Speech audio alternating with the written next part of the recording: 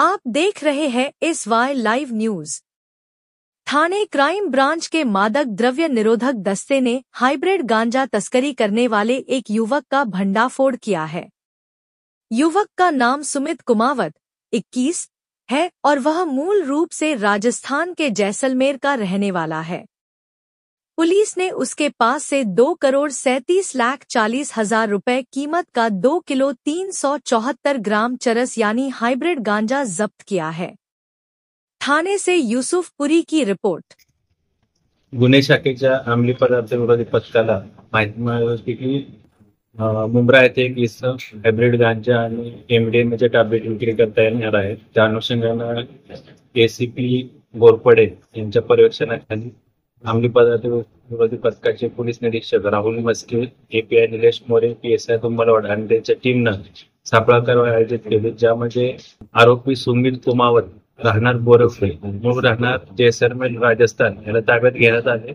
त्याच्याकडून एकूण 2 kilo 374 gram hybrid गांजा जप्त करण्यात आला। त्याचबरोबर 19 एमडीएमचे टॅब्लेट असा एकूण 2 कोटी 38 लाखाचा मुद्देमाल जप्त करण्यात आलेला आहे। आरोपीला अटक करून मान्य न्यायालयाला 4 तारखेपर्यंत 4 सप्टेंबरपर्यंत पोलीस कोठे रिमांड केलेला आहे।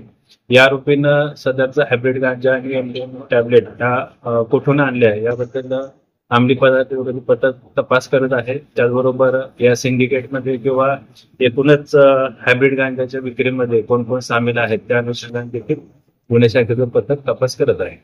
हायब्रिड गांजा हा गांजामध्ये काय प्रोसेसिंग करून किंवा काय प्रक्रिया करून बनवला जातो, जेणेकरून त्याचा कमी वास यावा आणि नशा केल्यानंतर त्याचे काही लक्षणं दिसून येतात, त्या अनुषंगाने हायब्रिड गांजा तयार केला जातो।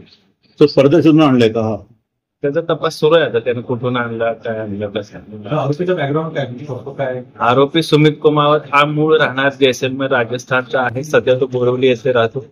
मुंबई परिसरातले काही ड्रग पेडलर आहेत किंवा ड्रगची खरेदी विक्री करणारे काही आरोपी आहेत रेकॉर्डवरचे, त्यांच्या तो संपर्कात असल्याचं तपासामध्ये निष्पन्न झालेलं आहे।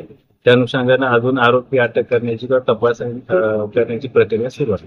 गुन्हे शाखेचे सर्वच घटक असतील, त्याचबरोबर अंमली पदार्थ विरोधी पथक असेल, सेंट्रल युनिट, खंडणीचं युनिट जे आहे, सर्वजण आम्ही अंमली पदार्थ विरोधी मोहीम अधिक तीव्र करत आहोत। त्या अनुषंगाने गोपनीय माहिती काढणे, त्याचबरोबर अंमली पदार्थ विक्री खरेदीमध्ये जे काही इसम आहेत किंवा रेकॉर्डवरचे आरोपी आहेत त्यांचा शोध घेणे, तपास करणे आणि जास्तीत जास्त कारवाई करून अशा प्रकारांना आळा घालणे याकरता आम्ही अधिक प्रयत्न करत आहोत। त्याचबरोबर जे आरोपी गुन्ह्यामध्ये अटक झालेले आहेत त्यांच्यावर अधिक परिणामकारक कारवाई हवी या अनुषंगाने नीट एनडीपीएसच्या अंतर्गत देखील कारवाई सुरू आहे। यामध्ये अजून काही ड्रग पेडलर सामील आहेत। या आरोपी सुमित कुमार याच्या संपर्कामध्ये मुंबईमधील काही ड्रग पेडलर त्याच्या संपर्कात असल्याचं तपासात निष्पन्न झालेलं आहे। त्या अनुषंगाने देखील तपास सुरू आहे।